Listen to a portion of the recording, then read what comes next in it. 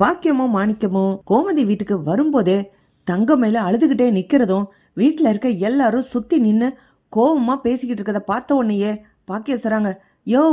என்னையா வீட்டோட சூழ்நிலையே சரியில்லை, தங்கமயில அழுதுகிட்டு இருக்கா, மிச்சம் எல்லாரும் கோவமா இருக்காங்க, எதையும் கண்டுபிடிச்சிட்டாங்களோ, தங்கமயிலுக்கு பொய் சொல்லி கல்யாணம் பண்ணி கொடுத்தோன்ற விஷயம் தெரிஞ்சிச்சா அப்படின்னு பாக்கியம் கேட்கும்போது, ஐயோ பாக்கியம் எனக்கு அது வேற பயமா இருக்கு, கடையில இருந்து 10,000 ரூபாய் எடுத்தனே, ஒருவேளை அதுதான் தெரிஞ்சு தங்கமயில புடிச்ச மாப்பிள்ள திட்டிட்டு இருக்காரோ, கடைசியா மாப்பிள்ள கடையில நிக்காத உன் மூஞ்ச பார்க்கவே பிடிக்கலன்னு என்னை கடையை விட்டு விரட்டினாரு, தங்கமயிலும் அழுதுகிட்டே போப்பா அப்படின்னு சொல்லிச்சு. அப்பவே தங்கமயில் சொல்லிச்சு, நீ ஏற்கனவே 10,000 ரூபாய் எடுத்த, அதை திருப்பி வைக்கிறேன்னு சொன்ன, இன்னும் வைக்கலையேன்னு. ஏன் தப்புதான் பாக்கியம்,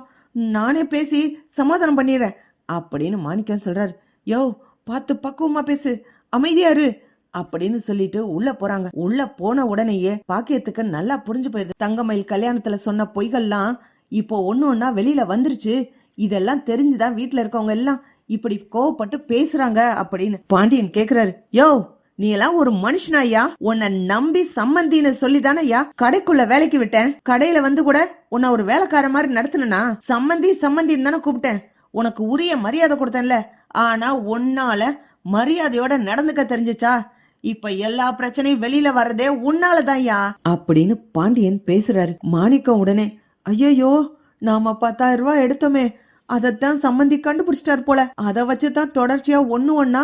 தங்கமயில் கல்யாணத்துல சொன்ன பொய் வரைக்கும் வந்து நிக்குது போல, நானே காலில் விழுந்து மன்னிப்பு கேட்டுறேன், தங்கமயில எப்படியாவது இந்த வீட்டுல வாழ வைக்கணும்ல அப்படின்னு யோசிக்கிற மாணிக்கம், சம்மந்தி மன்னிச்சிருங்க சம்மந்தி, தெரியாம ஏதோ என் கடன் சூழ்நிலை, மகளுக்கு சீர் கொடுக்கணும், அதனாலதான் கடையில இருந்து 10,000 ரூபாய் எடுத்துட்டேன், தெரியாம இப்படி செஞ்சுட்டேன், நான் கண்டிப்பா அந்த பணத்தை திரும்ப வச்சிருவேன், எப்படியும் எனக்கு சம்பளம்னு ஒண்ணு கொடுப்பீங்கல்ல, அந்த சம்பளத்துல வேணா கழிச்சுக்கோங்க சம்மந்தி அப்படின்னு மாணிக்கம் தானா வழிய வந்து வாய விடுறாரு. பாண்டியன் அதிர்ச்சி ஆயிடுறாரு, என்னையா சொல்ற, என்ன சொல்ற, எப்ப கடையில இருந்து 10,000 ரூபாய் எடுத்த அப்படின்னு கேக்கும்போது சரவணன் வேகமா வந்து, அப்பா உங்களுக்கு தப்பா ஒண்ணுமே தெரியல,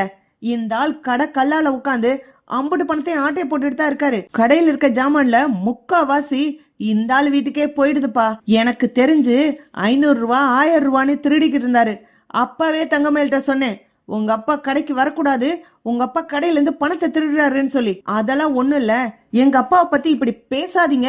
அப்படின்னு ரொம்ப யோக்கிய மாதிரி தங்கமயில அவங்க அப்பாக்கு சப்போர்ட் பண்ணனா, இப்பதானே தெரியுது 10,000 ரூபாய் திருடி இருக்காங்கன்னு அப்படின்னு சரவணன் கோவப்பட்டு சொல்லும்போது, டேய் சரவணா சுமாரா, யோ எப்பயா எடுத்த, யோ உன் மகளை பொய் சொல்லி கல்யாணம் பண்ணி கொடுத்துருக்குற, அது ஒரு பக்கம் இருக்குதுன்னா என் கடை எனக்கு சாமி மாதிரி, எனக்கு சோறு போடுற சாமியா, அங்க உட்கார்ந்து கடையில திருடி இருக்க, யோ சம்மந்தி கடையில வேலைக்கு வந்திருக்கோன்னு கொஞ்சம் மாதிரி ரோஷம் மானம் ஏதாவது இருந்துச்சா, உன்னையெல்லாம் போய் கடையில வேலைக்கு சேர்த்தனே, சரவண வேண்டான்னு தலையால அடிச்சுக்கிட்டான், நான் தான் பாவம் சம்மந்தி விடு அப்படின்னு உன்னை நம்பி கடைக்குள்ள விட்டேன், இப்படி துரோகம் பண்ணிட்ட இல்ல, எனக்கு தெரியாம கடையில இருந்து 10,000 ரூபாய் எடுத்திருக்கியா, ஏமா தங்கமயிலே உனக்கு இந்த விஷயம் தெரியுமா அப்படின்னு பாண்டியன் கேக்குறாரு.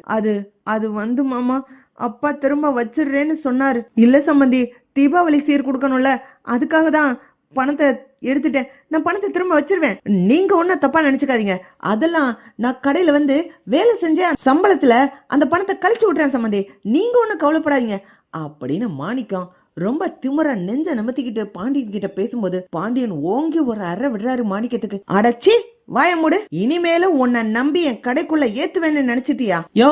மனுஷன் இருந்தா நேர்மையும் நாணயமும் இருக்கணும்யா, ஒன்ன மாதிரி பார்த்ததே கிடையாது, சம்மந்தி கடைன்னு பார்க்காம கடையில வந்து உட்காந்துக்கிட்டு அங்க வந்துட்டு பழனிய குறை சொல்லிக்கிட்டு இருந்த, நீ ஏன் 1008 கோளாறுல இருக்கிற, இனிமே என் கடை பக்கம் வந்துடாத, தங்கமயிலு வீட்டுல இருந்து பொய் சொன்னதெல்லாம் பத்தாதுன்னு கடை பணத்துல வேற நீ கை வச்சிருக்கிறல்ல, உன்னையெல்லாம் நம்ப முடியுமா தங்கமயிலு அப்படின்னு பாண்டியன் கோவத்தோட கத்துறாரு. தங்கமயிலு, மாமா இல்ல மாமா நான் வேண்டான்னு சொன்னேன், எல்லாமே இந்த அப்பாவாலதான், இந்த அப்பா கடைக்கு வேலைக்கு வந்ததுனால தான் நான் இன்னைக்கு இவ்வளவு தூரம் கஷ்டப்படுறேனே, இவர் மட்டும் கடைக்கு வேலைக்கு வராட்டி நான் இங்க மாட்டிக்கிட்டு இருந்திருக்கவே மாட்டேன், நான் உண்டு என் பொழப்பு உண்டுன்னு வீட்டுல வேலையை பார்த்துக்கிட்டு நிம்மதியா இருந்திருப்பேன், எல்லாம் உன்னால் தான்ப்பா, நீ எதுக்குப்பா மாமா கடைக்கு வேலைக்கு வந்த அப்படின்னு தங்கமயிலு மாணிக்கத்துக்கிட்ட சண்டை போடுறாங்க. ஏய் என்னங்கடி வீட்டுக்குள்ள போய் சொல்லி வந்திருக்கீங்க, கடைக்குள்ள வந்து திருடுறீங்க, நீங்கெல்லாம் என்ன மனுஷ ஜென்மங்கடி, நீங்க திருடுனது பத்தாதுன்னு பழனி மேல திருட்டு பழி போட்டு அவனை வீட்டை விட்டு வெளியில அனுப்புறதுக்கே காரணமா இருந்திருக்கீங்கல்ல, என் தம்பி பாவம் நல்லவன், அவனை போய் திருடன்னு சொல்லி பேசிட்டாங்க. அந்த வருத்தம் வேதனையில தான் அவன் வீட்ல இருந்து வெளியில போயிட்டு தனியா கடை ஆரம்பிக்க யோசிச்சிருக்கான். இது எல்லாத்துக்கும் காரணம் நீதான். முதல்ல நீ வீட்டை விட்டு வெளில போ அப்படின்னு தங்கமயில புடிச்சு வெளியில தள்ளி விடுறாங்க கோமதி. இப்படி போனா நல்லா இருக்கும். பார்க்கலாம் ஃப்ரெண்ட்ஸ். லைக் பண்ணுங்க, ஷேர் பண்ணுங்க, கமெண்ட் பண்ணுங்க. Thank you friends.